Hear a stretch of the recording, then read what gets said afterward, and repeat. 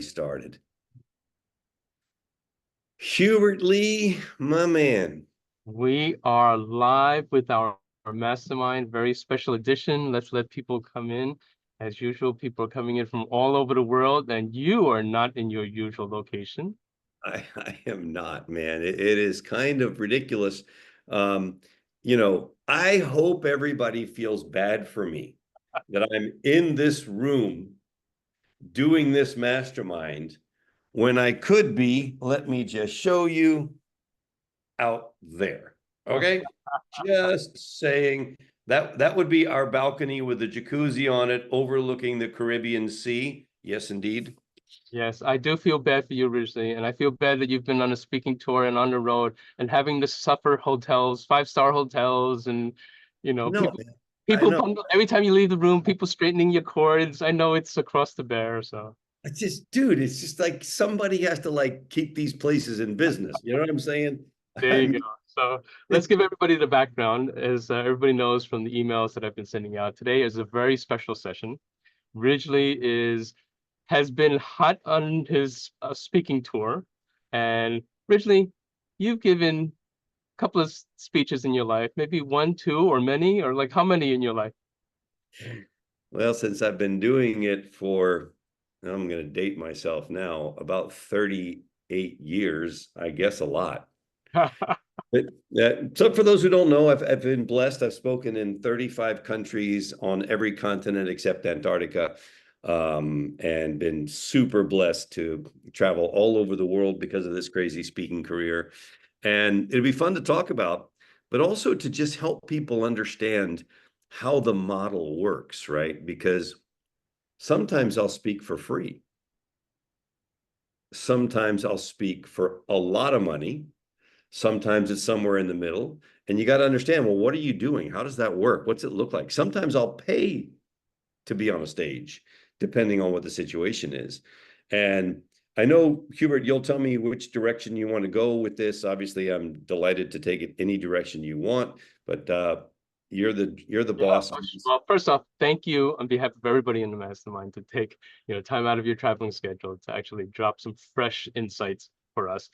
By way of background, if you would kind of explain what you've been doing the last 2 weeks, your itinerary, let's actually step through the events as they happen in chronological order, because I know you've done things from, being the MC of a formal gala, in a tuxedo, all the way to running workshops and then actually running live AI demonstrations from the stage. I mean, you've been doing it all the last 2 weeks. So if you can kind of paint us a picture of where you've been since we saw you last. You were, prepping for a certain approach in AI, and I know that went very well. But the folks would love to hear it. But let's actually start sequentially, and I'll jump in with some questions that actually people have asked me to make sure to ask you. And folks, please feel free to drop them into the chat, and I'll interrupt Ridgely on your behalf as we go along.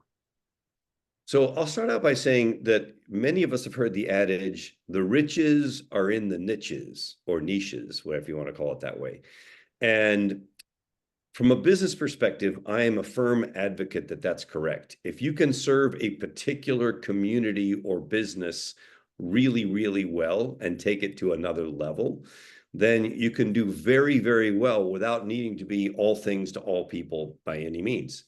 Hubert and I are partners, and we run this mastermind because we love our mastermind community and also because it forces us to stay fresh, to learn AI and use AI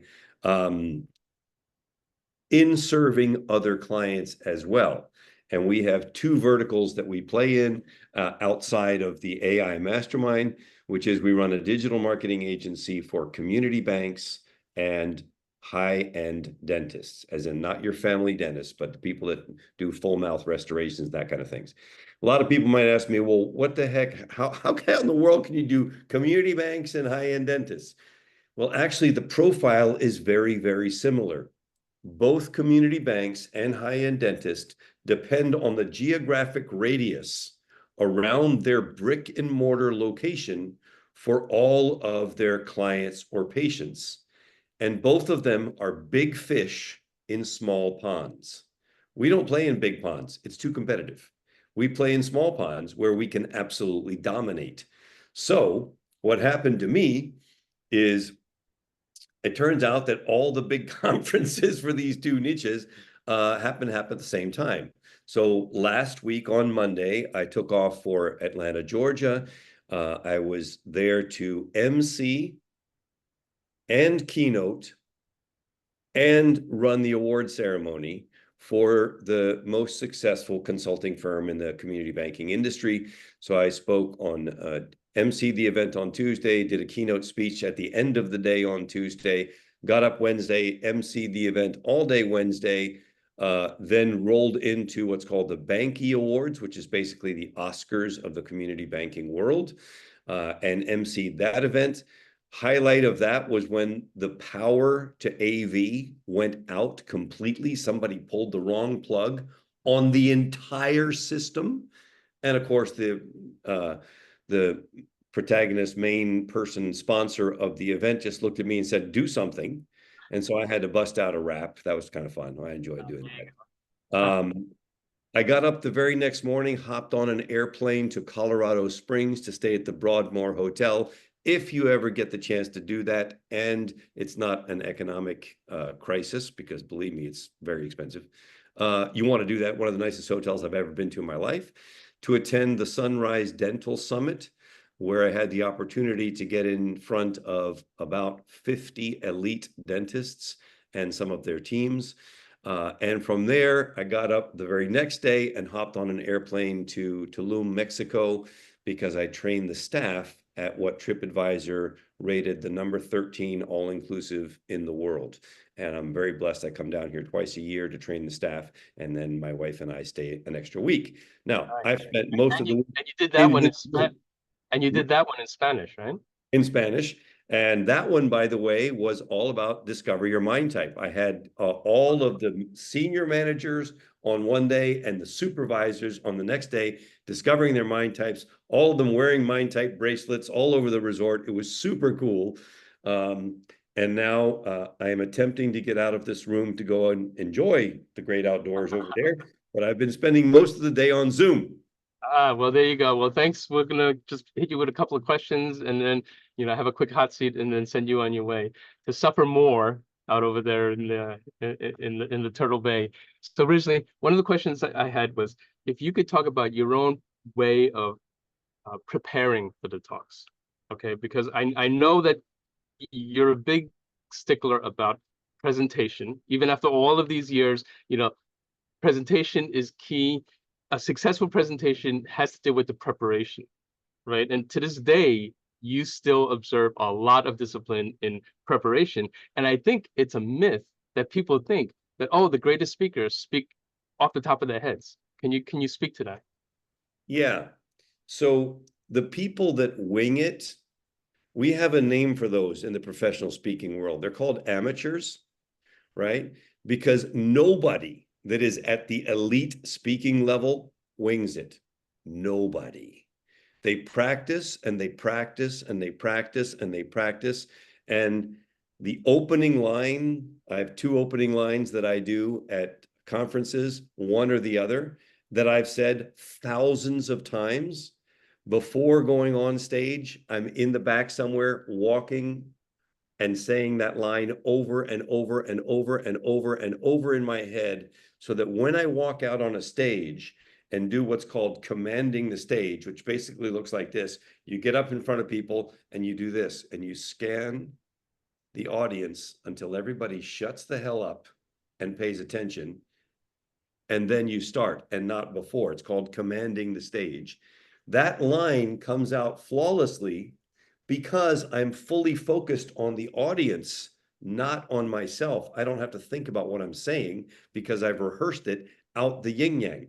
And by the way, in terms of our verticals that we play in, that Hubert and I play in, please understand there is no ticket that we're selling that's less than $50,000, right? So this is a serious situation. When you know that the tickets are 50K and up, then that means probably preparing oneself and working on the presentation and getting it down is a really good idea. Because think about that. $50,000+ per year per sale is not a bad income. And you want to get good at it, especially when you're in front of 50 potential clients. I will give you the numbers. It looks like we have 14 who are having private consultations with me so far. And my closing ratio to date is 100%. Now, it's Wow. only been a week, but Yeah, we'll see. that's great. So if you can just explain the structure of that. So what do you typically do during your talk? Are you seeding the idea of some sort of offer at the end? Do you hand something out? I mean, how does that go? Like, we have a lot of people that have services that they could, do talks about. How would you advise it? First, share what you do, and then how you would advise them to structure their talks. Okay, so basically at this point, at $2,000 or more per sale, you're probably going to need some type of personal contact. So I drive all sales through phone calls. I want to talk to the prospect. I want to find out what they need and find out if we are a good fit to serve them. Because if we're not a good fit, I don't want them as a client. We don't. We have enough work on our own to not worry about taking care of somebody that we really are not the right fit to take care of them. But if they are, it's a phone call. So for me, everything is about giving so much value and demonstrating that we are different in a substantial way to an audience, and then saying, here's a form, fill it out if you'd like a free consultation with me to see if there might be something that we could do together to help you take your business to the next level. And then I drive them to phone calls, which means there's follow-up, there's things, there's stuff. And there's all kinds of ways of doing that. For example, some people would love to just, hey, throw in a link that says, hey, hit me up on my Calendly, like we sometimes do on these mastermind calls. I have a call this afternoon with someone who just hit me up on my Calendly. But when you're dealing with a player, a CEO, I've actually found that that's not that effective. It is Mm. far better for me to personally write an email. And of course, I cut and paste the thing. It's not like I write everyone new, but that says, Dear Hubert, it was great to meet you at the conference. If there's anything particular that we did together, I'd add that. And I really enjoyed doing yoga with you at 6 o'clock in the morning, period. Hey, what times are good for you? I know you're a busy dentist. Do you like meetings at lunch on a Friday? I can even do a Saturday morning. What's good for you? By the way, if it's more convenient for you, here's my Calendly link. Although I don't think that's all that personal. I like to communicate personally with people. And I will tell you, of the appointments that I have booked so far, one of them used the link. All the others have been back and forth. Hey, can you do 1 o'clock next week? Can you do something like that? And I found over time that you get a much greater conversion rate of people showing up when they're supposed to if there's been a personal interchange between you and that person. So when it's a high ticket sale, and by high ticket, I really am saying anything above $2,000, 2,000 and up is a high ticket. Below that, 400 and 197, 297, your course offering or whatever, lower ticket sales you can do without a phone call. But a high ticket sale, 2,000 or up, you pretty much need a phone call contact. And that's how I position those things. And then when somebody says yes, I'm personally following up with a contract that I'm sending myself to that person that says they're the responsible person for signing the damn contract. Then they get it back to me, and we're very blessed. We have absolutely zero collection problem. Zero. People always pay their bills, but it's because that personal connection was started right at the very beginning of the relationship, and I never let go of that.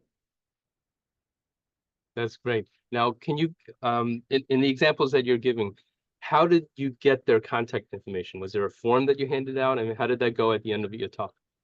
Yeah, I literally, so that's a good point because it's not as simple as it sounds. I said, hey guys, summarizing everything we've talked about so far, I created this 4-page beautiful flyer. I didn't create it. Sansia created it. I created the content. Sansia built it for us, which is great. And I'm going to have that passed out right now so you can Take this back to your offices and you'll remember exactly what we did. Do I recommend that you do this yourself? Absolutely not. You're very busy dentists. You want to get professional help to do this for you. And to that end, I'm also including a complimentary consultation form. Check off the boxes, write your name legibly so we can see it. If you're interested in talking to me, hand that back in and we'll make that happen in the next couple of weeks. And I have a giveaway at the very end. And in addition to the giveaway, I have a form that they fill out, give back to me. And then I literally the next morning, so my talk was on Friday morning, hung out with the people on Friday afternoon. We had an event. And then Saturday morning, first thing, while they're in the event, I followed up with every single one of them so that by Saturday night, when we went to the gala, they were like, hey, I got your email. I'll get back to you. Hey, got your email. I'll get back to you. Get your email. And the emails have been coming in ever since. That's awesome. So one of the big keys there is that multiple touching that you do. That's great. 100%. So the people that didn't, so that was last Saturday. So 6 days ago, right? The people that did not get back to me yet, which is about half, so half got back to me, half didn't. The half that didn't, I sent them an email this morning, a couple hours ago, saying, hey, I know a lot of dentists do their admin work on Fridays, so I'm pushing this up your inbox. Really look forward to connecting with you. With deepest respect, Ridgely. Boom. And I hit every one of those people again today. Because again, when you're talking high ticket, and in our case, tens of thousands of dollars a year, then it's worth bugging them in a kind way. So I bug them in a kind way. And I'll do it again next week if they don't get back to me then. That's awesome. All right, now going back to some of the more speakers. Let me say one more thing. Oh, sorry. And I'll bug them in multiple ways. In other words, this time it was just an email. Next time, if they don't get back to me, it's going to be a Loom video of me talking about their website and what we can do to improve that and help enhance their business. So I will hit them as many times as necessary until we get on the phone and discover, are we the right fit or not? Because like I said, if we're not, then I'm happy to recommend somebody else, give them a resource or whatever. But if we are, I want to push as hard as I can to close that deal so that we can serve those people and they can send us money. Right, that's awesome. Going back to the actual speaking part of it, let's go back to the beginning of the talk. Can you talk a little bit more about whether or not you visit the room in advance? What are the types of things you do prior to it? I know, there's the whole nervousness factor that speakers get into, in terms of checking into the place. And can you walk through that and give advice about best practices of how you approach showing up to the location and then making sure the room's okay, just the pre-talk jitters? Yeah, so I am so fanatical about all this that my preparation for an event starts weeks ahead of time. I want to know as much as I can possibly figure out. I want to dig deeper into the whole thing. I want to find out the vibe, etc. But in terms of the actual presentation, that always starts the day before. So I'm always going to get there a day early if I possibly can, so that I can suss out the situation. What is the room like? Does AV know what they're talking about? Are they good at their job or not? Are these people professional, or am I going to have backup plans in place so that I can communicate the message and get these people on a phone call? Because if I can get them on a call, we can talk about whether we can serve them or not. So I'm going to walk the room. I'm going to check out the AV. I'm going to bring down my presentation. I'm going to bring it down on my computer on a USB stick with every friggin' cord I possibly can think of bringing to make sure that if they have an issue with AV, I probably have the cord for them. I'm going to do all of that stuff in preparation. And then the day before, I'm going to take really good care of myself. I'm going to, avoid any kind of intoxicant like a drink or anything like that. There's no way. I'm going to eat properly. I'm not going to have a big old steak the night before and be weighed down. So I'm thinking preparation is everything from A to Z to be in optimal shape mentally so that you can focus on the crowd and the people in front of you and not on yourself. You're not worried about you. I've had occasions where I was incredibly sick. It doesn't matter. They don't know that you're sick. They don't want to know that you're sick. All they care about is that you do a good presentation. And when you get to a certain level, there's a switch you can hit. You can hit that switch for long enough to do the presentation, and then you can go back to bed, which I have done, gotten out of bed, come down, taken a shower, come downstairs, done the presentation, right back to the room, back in bed again, shaking with yellow fever because I had the yellow fever shot before going to speak in Africa. Crazy stuff like that has happened, but the preparation starts the day before. Then the day of, I'm going down early. I'm checking stuff out. Is everything cool? Are we good? And then I'm rehearsing over and over and over. And I still get the jitters. And my mentor, speaking mentor, Les Brown, who we call the motivator, who's one of the greatest speakers alive today and a very good friend, said to me, if you don't get those jitters, you don't care enough. So it's okay to have the jitters. For me, they last about 20 to 30 seconds from the time I walk on stage. So it's ahead of time, etc. I walk on stage. I have to have that initial line come out of my mouth because by the time that line is done, the jitters are gone. Wow. But I trust that process. And then afterwards, I crash. Right. Yeah, I've been with you at events, and I know, don't bother Ridgely before and give him room to crash after. Now, Yeah. so Ridgely, in terms of a practical exercise for the folks, I know that one of your trademarks is your voice exercising immediately prior. Can you run us through that and then give us some, share with us some of the actual things that you do and say, and why is it important to kind of do a little vocal warm up? Well, the idea, think about it this way. I don't care what athletics you like, whether you love soccer or you love football or basketball or baseball or gymnastics or whatever. Would you just put on your stuff and just get out there and have at it at full speed? And the answer is no. So how does that not also apply to your voice and your vocal anatomy? Of course it does. You've got to warm up the instrument, warm up the tool, etc. And I will do that in just a second. And it's very, very important. So if you don't know vocal exercises, you Google that, if you will. And then I do enunciation exercises like Betty bought some butter to put into the bitter batter, but the batter was still bitter. So she bought some better butter to put into the bitter batter to make the bitter batter better. Like, That's great. That's awesome. and here's the most fun one. Hubert, throw this in the chat. The most fun one is red leather, comma, yellow leather. Saying that quickly is incredibly difficult. Everybody on the mastermind, just give it a shot. Red leather, yellow leather, red leather, yellow leather, red leather, yellow leather, red leather, yellow leather, red leather, yellow leather. You can't unless you've done, it is the hardest one. There are many others. What's it to do to die today? It's a minute or two to two, a thing distinctly hard to say and harder still to do. To beat a tattoo at 22, a rat-a-tat-tat-tat-tat-two, and the dragon will come when he hears the drum. It's a minute or two to two today. It's a minute or two to two, right? So Awesome.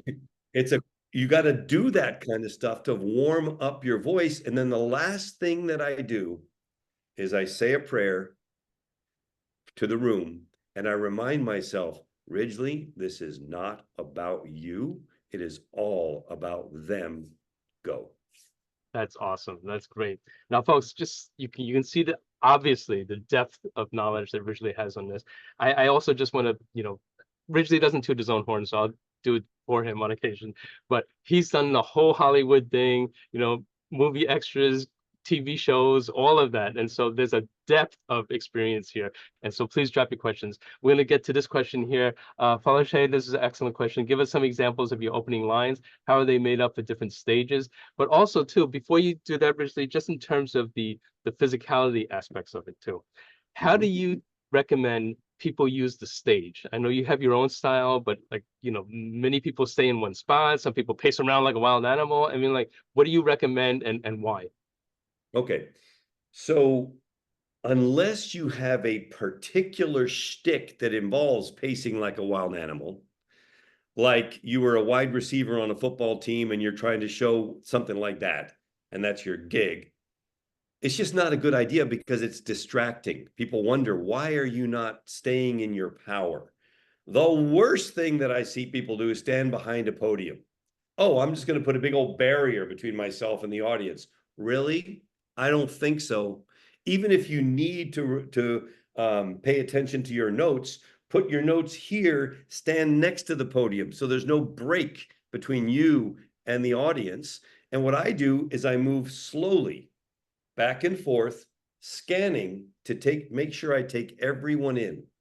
And as soon as I find somebody in the audience who's cracking up at my jokes and is particularly engaged, I'm going to focus more on them because they're going to keep me in a great space.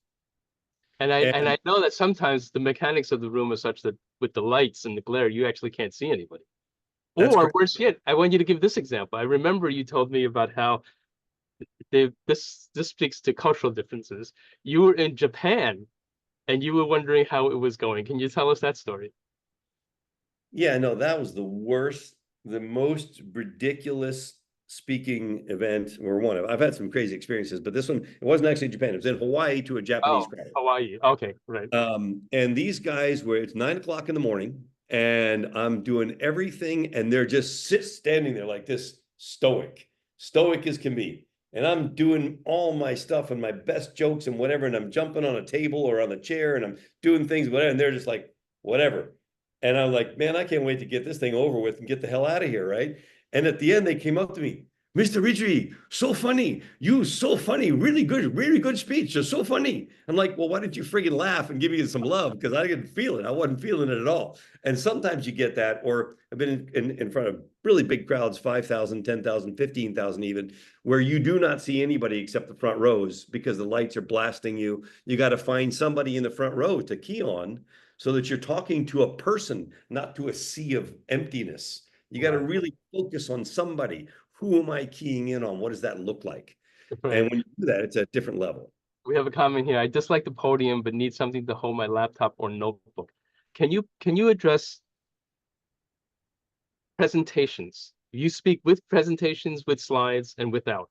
So, I mean, it depends on the nature of the talk, right? If it's a speech or a motivational type of speech, it's going to be less of a PowerPoint type of thing. But can you give us some of your personal thoughts about usage of PowerPoint slides?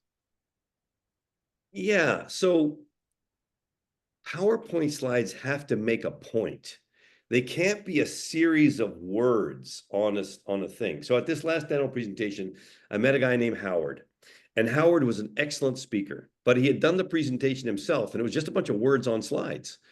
And he came up to me after my presentation and said, and I get this a lot, so this is not Ridgely tooting his own horn. It happens. I get that this is one of the best presentations I've ever seen in my life. Would you mind taking a look at mine and see if you have any tips for me? And I said, sure, Howard, I'll do that. And then my first tip out of my mouth was, dude, you need to upgrade those slides. They were nowhere near good enough. You can't have a bunch of words when you can show. There's a reason why they say a picture says 1,000 words. So what do? I use our very own mastermind member, Bridget Callahan, who's a genius at these slides, and she creates all my slides for me.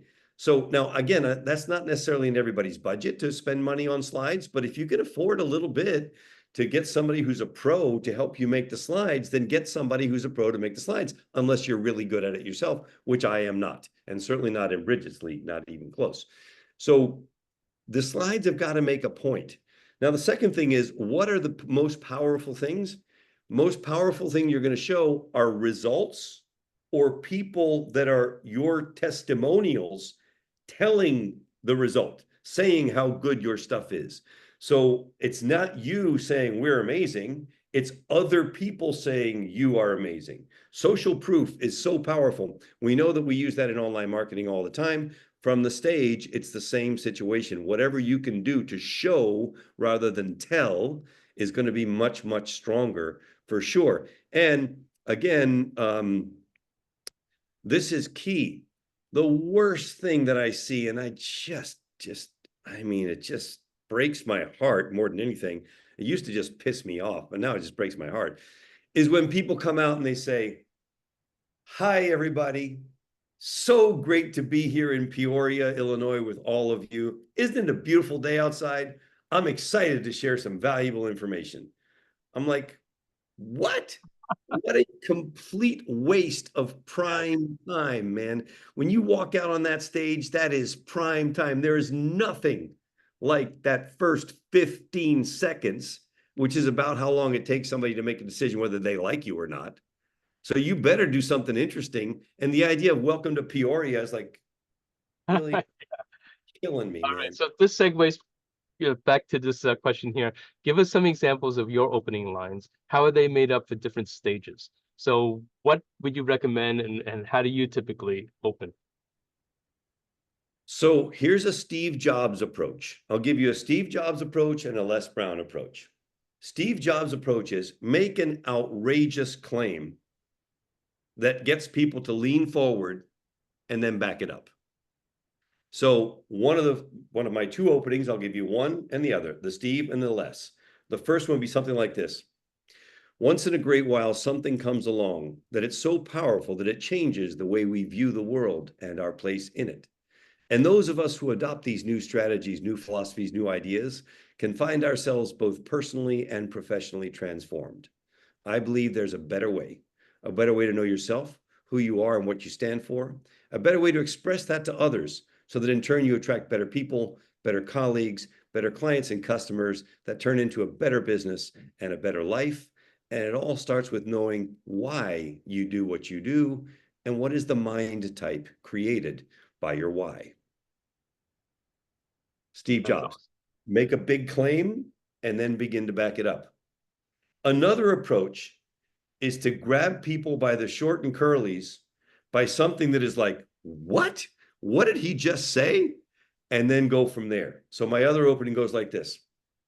My great grandfather was a dude named Theodore Hamilton Lastly, who started a couple of bottling operations for a small shop called Coca-Cola. You ever heard of it? Great. Got you. I got you. I got you 100% because you're like, man, is that guy richer than God? What's going on? What happened? Did they lose the money? How did that? I mean, I got you. I got you already, and we're just going to roll from there. But I go on to say a bunch of things about, and where I pivot this whole story is I start talking about the experience. Shall I go for it a little bit longer, Hubert? Just a Yes, little bit. please. We're getting some great comments and people are pinging me saying more and more. Uh, Dude named Theodore Hamilton Lastly, who started a couple of bottling operations for a small shop named Coca-Cola, as a result of which I got surrounded by enormous wealth throughout my youth. I remember at Christmas time, my grandmother, Theodora Lastly Ridgely, you get the drill, right? Theodore Hamilton Lastly, Theodora Lastly Ridgely. That's what rich people do. It's pretty weird. Would send her chauffeur, Thomas, in a black Lincoln Continental stretch limousine to pick us up, and we would turn on to Ridgely Avenue, not named after me, obviously, but named after my grandfather, Doc Ridgely, who, when I was 1 day old, held me in the palm of his hand in the hospital room and said to all of those present after I had been named Nicholas Goldsborough, he will be called Ridgely. And nobody argued with Doc, the patron of the Coca-Cola fortune, right? And you just roll from there. Wow, that's awesome. That Doreen is saying I love the story. I do too. So doubling Now, down on what I said I got earlier. to go a little further. I got to go 10 Okay, minutes no, no, further yes, because please keep going. Keep going.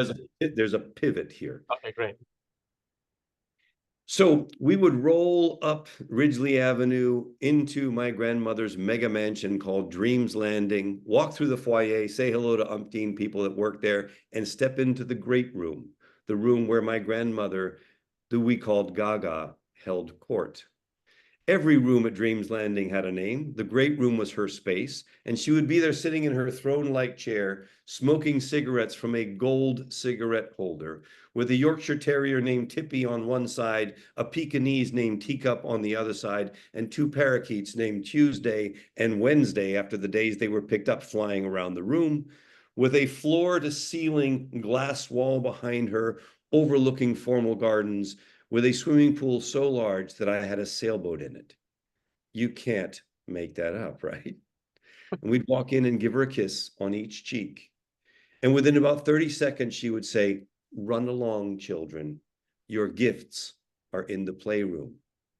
And she would kick us out like we were a piece of trash.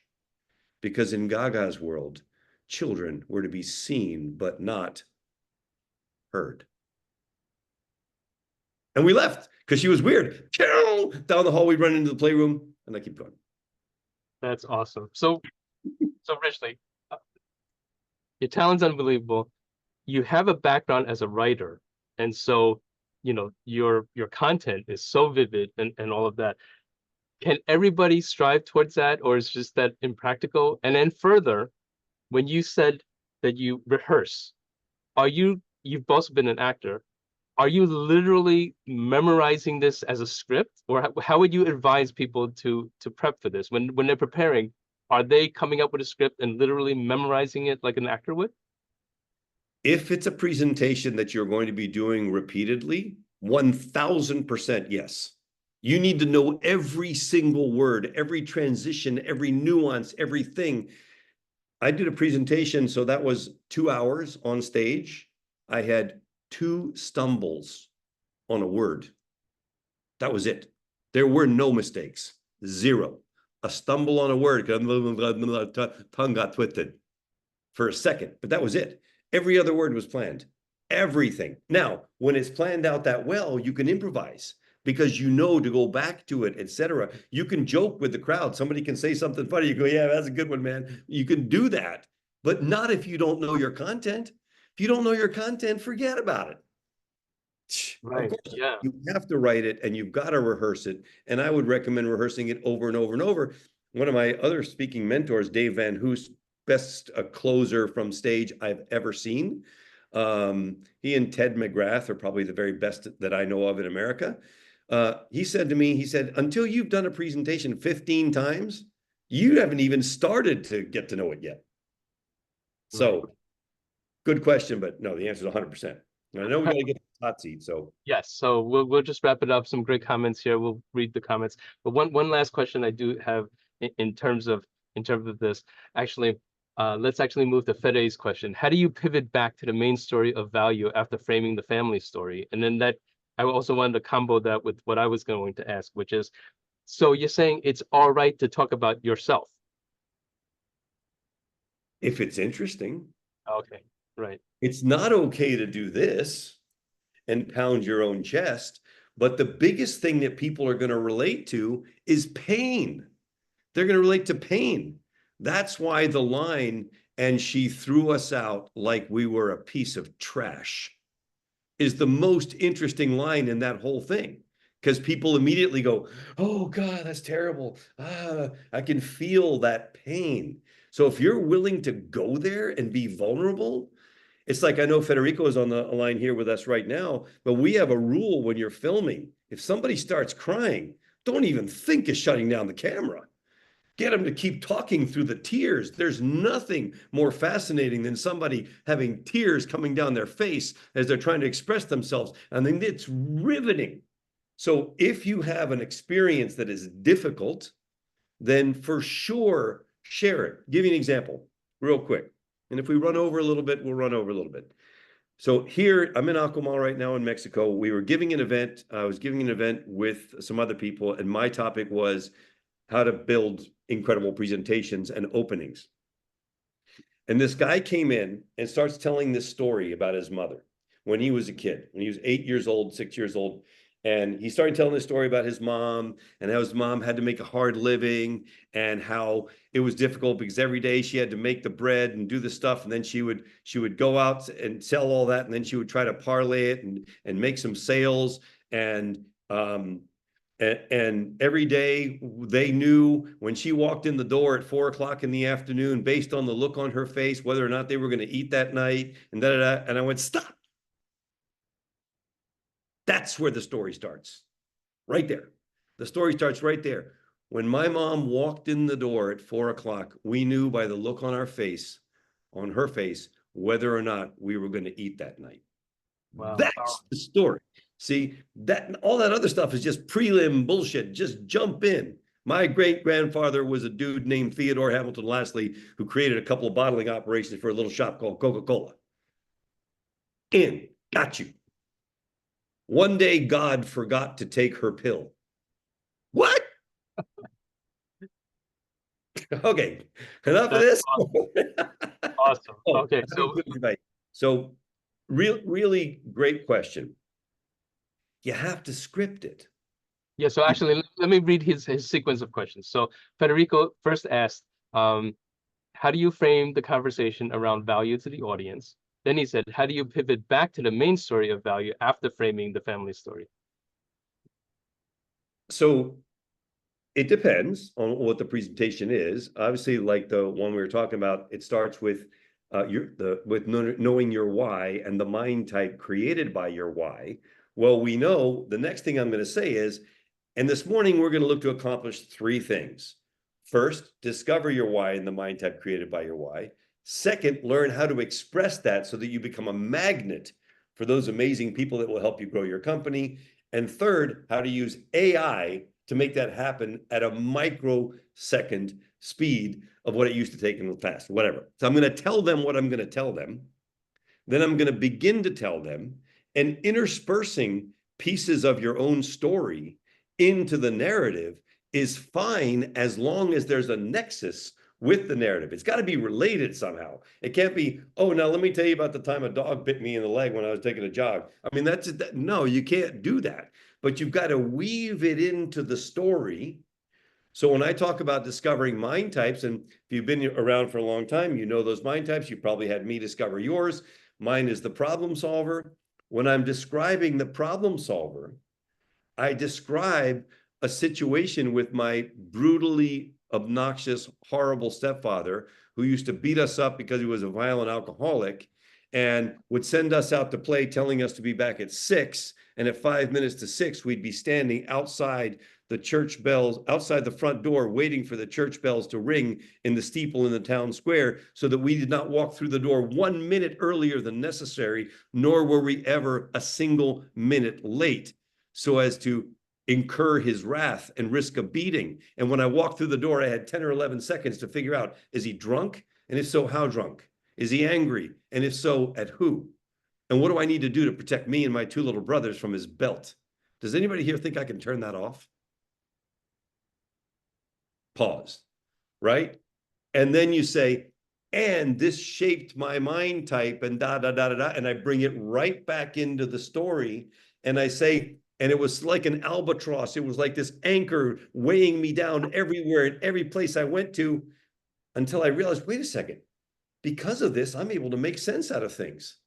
I walk into situations, I take it all in, I make sense out of it. What if this was a gift? And since then, I've written 20 books, spoken in 35 countries, blah, blah, blah. And I really hope that by the end of the presentation, you feel the same way about your mind type and your gift. And we're going to talk about that right now. Bam, right back into the narrative. That's right? awesome. But it's seamless. Yeah, great, masterful. All right, last question, and then we'll move on to the hot seat. So, Richard, talk a little bit about how it went in terms of the mechanics, because I know you had a guest on stage. So how do you moderate that and keep that flowing? And you also did live AI, I think, or did you pre-record it, or what did you do? How did that go? Because you actually used a laptop. So a guest with you and a laptop. How did that go? Yeah. So hold on. I've got props. So Oh, good. didn't know I had props. So you guys have seen me do these presentations. We're probably going to do one in just a second here, where we use AI to create somebody's website messaging, their limbic messaging, their customer-centric or patient-centric messaging. I did all of that on stage. But here's the thing. You always have to have a backup plan. Now, I had walked into that room, right? And I had checked out the speed of the internet myself to make sure it was fast enough to do this in real time.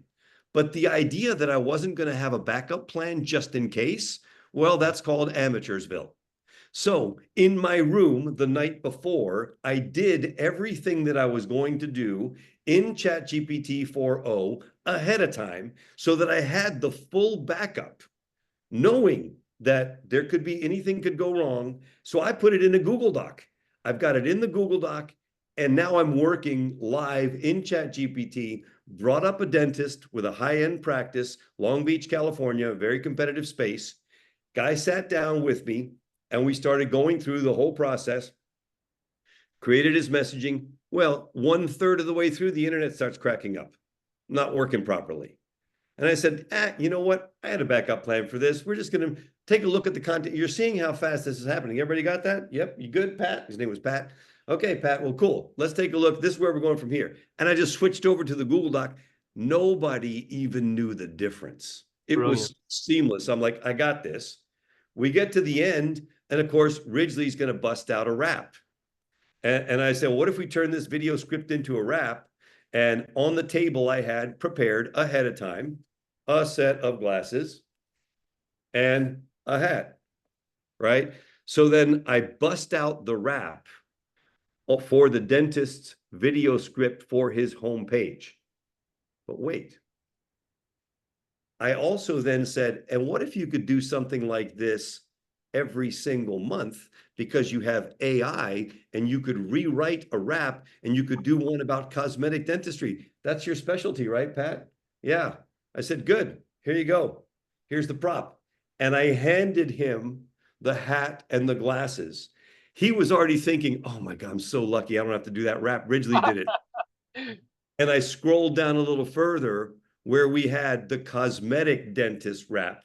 The dude was like, I can't wear the glasses, but okay, puts the hat on and he does it, makes a fool of himself, has the room rolling on the floor laughing, right? And at the end, I'm like, come on, can we give him some love? Give him an ovation here. They gave him a huge ovation. And I said, thank you very much, Pat, for playing with us. Really, really appreciate that, etc. Sent him off his merry way and said, hey, who else thinks it might be a really good idea to have some limbic messaging on your online presence? And that's how I got 14 practices to sign up and say, yeah, we think we want to use you.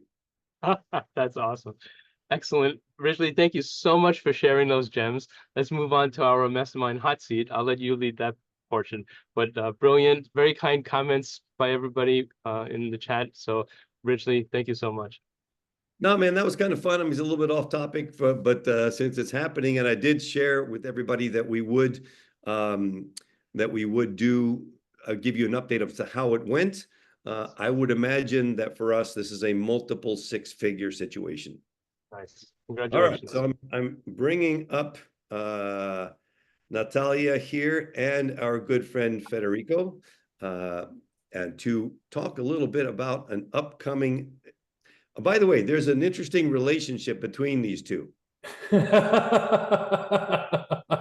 they kind of look the same? Okay. So Natalia obviously is Fede's daughter. So great to have you here with us. We've been very, very close for a very long time since Natalia was very small. And Natalia has a deep knowledge as an athlete and particularly about swimming. So Natalia, tell us what you're doing. Tell us what's going on, what the plan is here. Awesome. Thank you, Ridgely, for all of your stories. It's great hearing those every single time.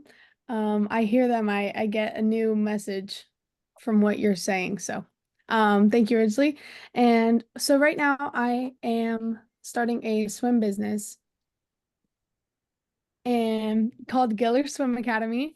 For the past 4 to 5 years, I've actually been doing it on my own, running all my business, teaching kids how to swim. And I recently partnered with a preschool that has a pool and wanted to promote my services within the school as well. So we're starting a pilot program within that academy and hopefully spreading to other preschools. And now I'm thinking of onboarding, hiring other people, creating my website, starting to market because I'm ready to let this thing grow. Awesome. So as you can see, I am the proud owner of the Giller Swim Academy mug that was given to me as a gift from Natalia for helping her out with some stuff. I like the back. It says building confidence with every splash. Very cool. So we're beginning the process of creating marketing and messaging. So for those of us who've been around for a while, you know how we roll. The first thing we're going to do is we're going to jump into a tool. And I think we're going to go to, should we do it the slow way or the fast way? Hubert, what do you think? Let's do it the slow way, the hard way. The hard way. Thanks, man. I appreciate you too. Let's go to ChatGPT and play there. Not sponsored. I want to go to the real deal. So you can see I'm doing this all in real time. Opening ChatGPT. Here we go. Log in. Where do I log in? Go to chat.openai.com. Okay. chat.openai.com. There we go. And we're going to go in there and in real time 4.0. There we go. So I am now going to use my prompts, and we're going to start with prompt creator, the old way. Why am I doing this? Again, if you have not seen this before, or by way of a reminder, we are going to educate the tool about what we need the tool to do before we run the tool itself. In other words, we want AI to have a knowledge base about what we're looking to accomplish before we actually run the tool. So I'll tell you, what do you need most? If you think of AI, think in terms of reverse engineering. I know what the end in mind is, and I'm going to then give AI the knowledge it needs to help me create that end in mind. So unmute yourself and tell me what you need the most here. So I think I need something that delivers my message and core values to parents and or possible other swim instructors that I'm looking to hire. Okay, so those are two totally different things, right? One is Okay. the client, one is a team member. So those are two different things we need to look at. Let's do client. So you have I agree. Yeah. You can do both, girlfriend. This is AI, man. You know, differently. You've been hired by Giller Swim Academy to develop messaging for their swimming coaching business. Swimming, two M's. Although you can misspell stuff in AI, it doesn't matter. Coaching business that will attract parents who want their kids to become excellent swimmers. Okay, so now what's going to happen is AI is going to begin to build the prompt, right? So I'll give you the first prompt that we get and then the process.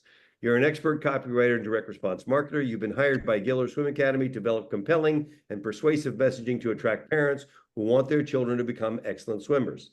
The messaging should emphasize the Academy's strengths, such as safety, fun, and professionalism, while highlighting the importance of swim lessons in building confidence and essential life skills. Tone should be warm, trustworthy, and focused on the parents' desire to see their children thrive in a safe and supportive environment. It should also include a call to action that encourages parents to enroll their children. Okay, so that's not bad, but that's a 6 out of 10. So we now need to educate the tool. So what are some of the benefits, Natalia, that Giller Swim Academy offers? So we focus on instilling confidence from a young age. How do you do that? By encouraging and giving positive feedback to the children and always having the I can do it mentality. Through encouragement, yeah. Feedback and encouragement. Yes. What are your class sizes? 1 to 4. Sizes are always small, no bigger than 1 to 4. What else makes Giller Swim Academy stand out from competitors? That all instructors have previous swim team experience. Okay. And we'll do this in sequence, in steps. Okay. And then do you have any offers, like a free first lesson or a guarantee of some kind or a risk-free offer, anything like that? Not exactly. So far we have 100% success rate of kids learning to swim, though. Right, but what about some kind of way to bring the parents in? Is there some kind of do you have a free consultation talking to the parents, or like your demos, the demo events that you're doing at school, Nati? At the preschools, I offer a free shorter lesson, but yeah, like a free demo class. Yeah. Okay, cool. So let's see how far that gets us. I'm going to say it's going to get us a 7.5. I We'll agree. Let's just see. So now, again, the tool is educating itself so that it begins to know enough to then be ready to give us the content. Oh, it got us up to an 8, even better than 7.5. Okay, so what is the call to action that you want people to take? What is the action you want them to take once they see this message? Is it sign up for a free lesson, book a spot for a demo, call me on the phone? What's the CTA? Sign up for a free trial lesson. Up for a free trial lesson. Do you want to target a specific age group? No, well, I teach usually from 1 years old to 12 years old. So Ranges from 1 to 12 years old. And let's see here. If I may add, Rich, I mean, there is an element to Natalia's bubbly, fun personality, right? And part of the heart of what Natalia does with kids is that she pushes them to a point where they have to face their fears in a huge way, and then the amount of encouragement to help them break, and as well as skill to be able to break through that, is really unbelievable, because she's got that, you know, bubbly personality. Okay. I think that, yeah. Oh, there we go. One sentence, ya está, listo. That's how we roll. This is AI, man. It's fast, speed. So there we go. How far do we get? 9 out of 10. Take it a little bit further. I want to get at least to a 9.5. Okay, yes. Limited spots for free trial. Any qualifications that you have that we can highlight? CPR Qualification /AED. include CPR, AED, whatever that is. Doesn't matter. I don't need to know. And swim coaching for the Red Cross certification. Okay, cool, perfect. And now we're going to say add playful wording that is in keeping with the personality of the founder, Natalia Giller. Go. It's going to get us to a 9.5 at least, and then we'll tell her what we need. So do you need letters? Do you need website? Do you need, what do you need? There's a 9.5. That's good enough. What do you need? I need a website, something that when you look up my swim academy, what comes up, what they get to look at, what they read. Okay. Watch this. It just decided to create an image for us just for fun. So we'll do that too, which is awesome. There you go. That's sweet. Oh, there's Natalia with short hair. Yep. Here we go. I'm going to go grab something real quick over here. I want to grab my prompt library, which everybody that's a member should have. Ridgely's prompt library. There we go. Give me that. And make sure you're using this, people. Yes. Here's a new website. Dun, dun, dun, dun, dun. I'm going to grab this. I am going to pop it back in here. I'm going to go here. I'm going to use this prompt. And all I'm going to change is swimming coaching for ages 1 to 12. And 10 to 12 pieces of content and so on, and go. So again, this is AI. Here we go. We're going to figure out the name of the business. Now it's giving me a prompt. It's going to take a minute to write this whole thing out. And it's going to tell us, okay, do we want to go piece by piece? And we're going to say, sure. Okay. Give us the website copy piece by piece.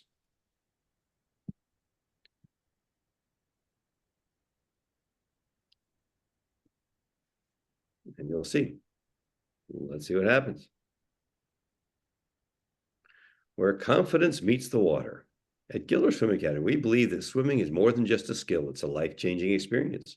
Our expert team of certified coaches work with children ages 1 to 12 to help them build confidence. Why choose us? Da, da, da, da, da. Next section. Wow, it incorporated the limbic messaging already into the very first answer. That's wild. Well, we're going to make it do more. There we go. Making waves, one confident swimmer at a time. Mm. Okay. Natalia started. Okay. Business name is Giller Swim Academy. Give us the next piece. Here we go. Services page. Dive into confidence with Giller Swim Academy. Our swim coaching programs, beginner lessons, confidence boosters, age 5 through 8, stroke development, 9 through 12, special features, small class sizes, certified coaches, free trials, demo lessons, etc. Next, please. Because I can't type this fast, Natalia, so I just get AI to do it for me. See what I'm saying? It's just like way easier. Pricing, here we go. $50 a session, package of 5, $225. Confidence booster, 55 a session. Stroke development, $60 a session.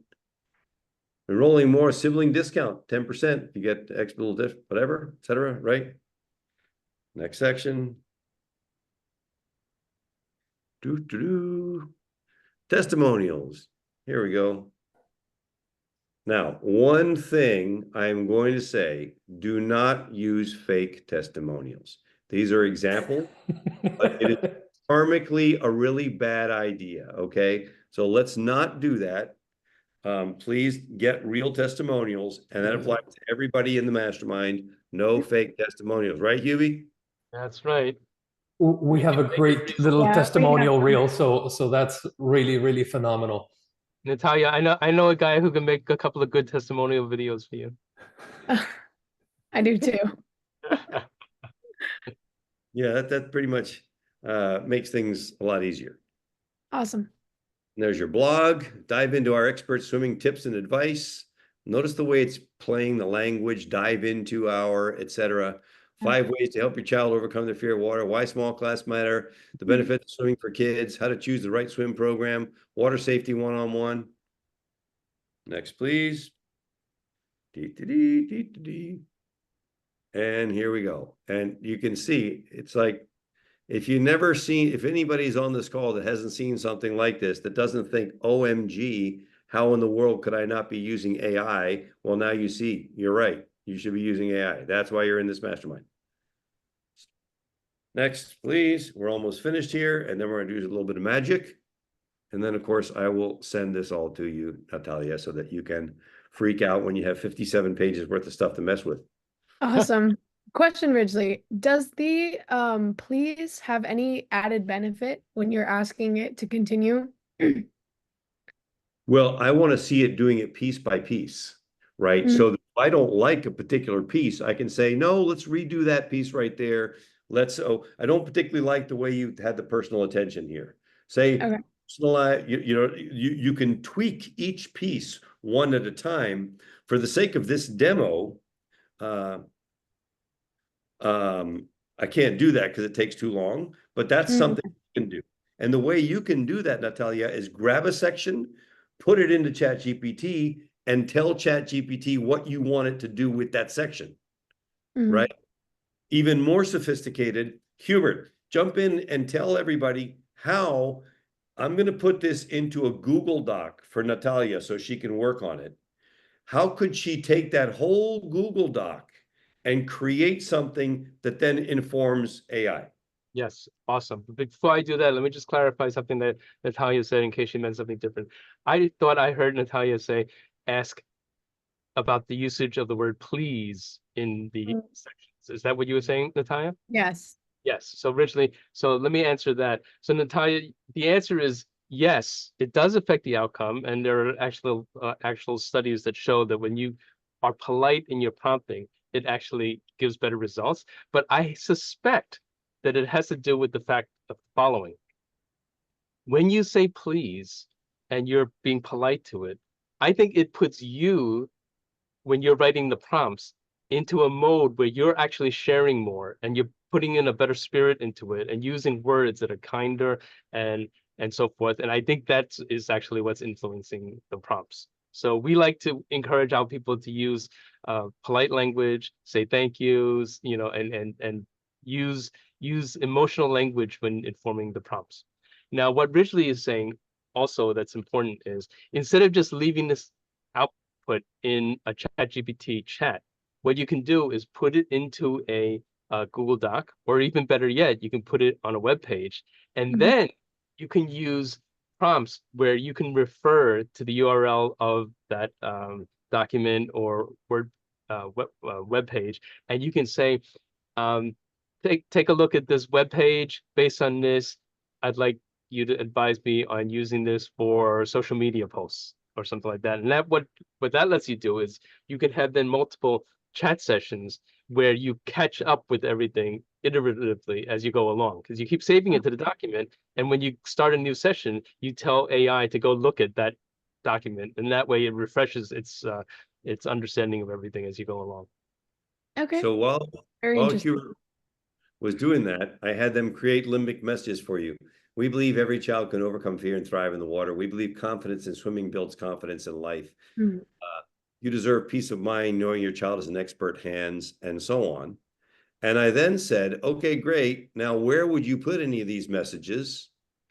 Homepage. So take a look at this, because you're going to have to choose A or B. I'm going to scroll. I need you to go, I like A or B better. I like the left side, A. Okay, cool. So we're going to go with this side. We're going to go with A. Hold on. There you go. Now you have a rationale behind where to put every single limbic message that you need and why you should put it there. Yeah.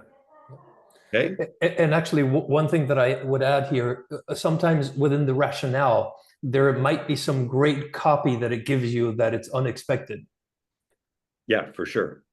So then now we're going to say, now craft a home page 1-minute video script narrated by the founder to introduce the services. Here we go. And Natalia standing poolside with smiling kids swimming in the background. Hi, I'm Natalia Giller, founder of Giller Swim Academy, where we help children not only learn how to swim, but build confidence that lasts a lifetime. Our swim programs are designed. Man, this is so good and so boring. Oh my God, forget all this. Redo this script to be funny, persuasive, playful, and rhyme like a rap song by Eminem. Because this is AI, we can do whatever we want. Da, da, da. Okay, you're going to give it a go, Natalia, or am I going to do this? Okay, I'll do it. There we go. Okay. Okay, hold on. Okay, ready? Go. Wait, I need the glasses. I don't have, hold on. Ready? Go. Okay. Yo, I'm Natalia, here to say, at Giller Swim, we're making waves all day. From 2 to 12, we'll teach your crew to kick those feet and splash like pros do. Small class size, just 1 to 4. means your kids get love and a whole lot more. We teach them right with patience and care, so even the shy ones lose that fear.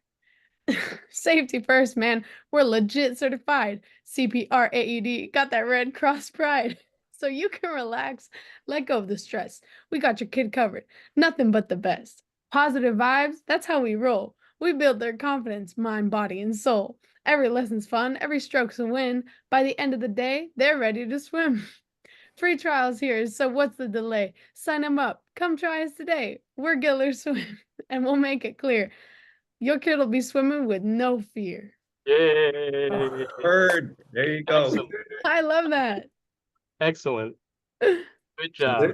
that's AI, and that's what you can do. And the funny thing is, and I was saying this to the doc, you can do this on an ongoing basis to help promote your business. So you could say, for example, great, thanks. Now give me a super goofy rap version focused on kids under 6.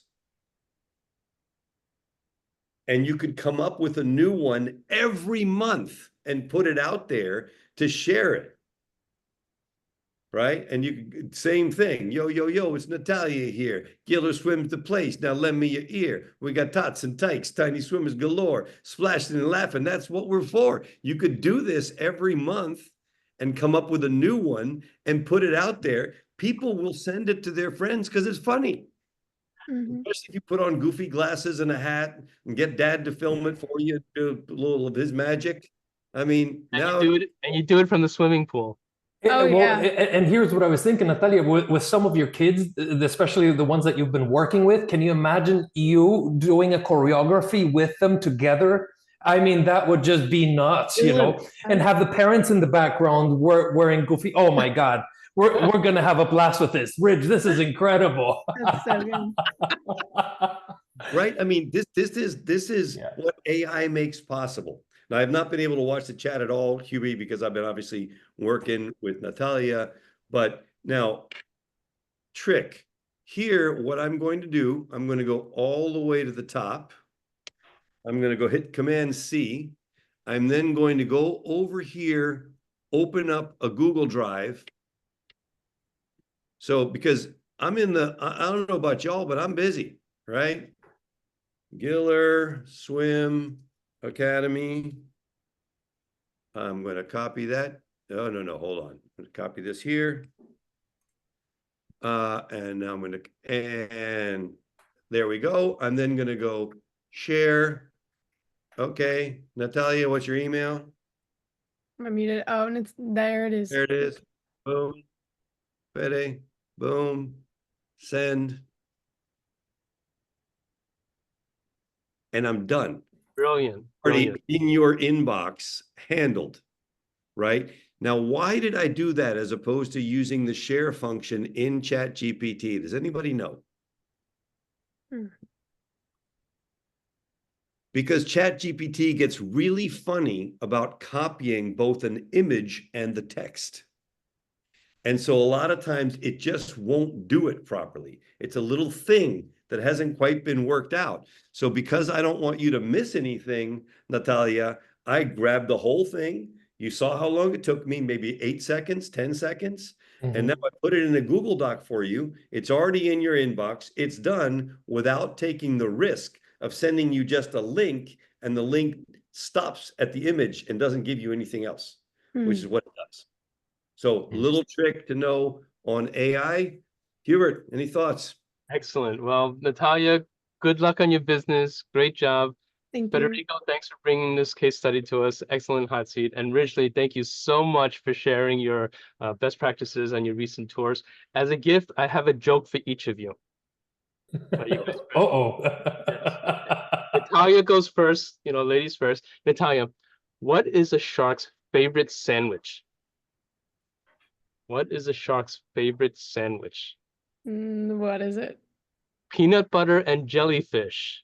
That's good. I thought it would be like tuna, but that There was you so go. Okay, mean. Fede, where do whales go when they're bankrupt?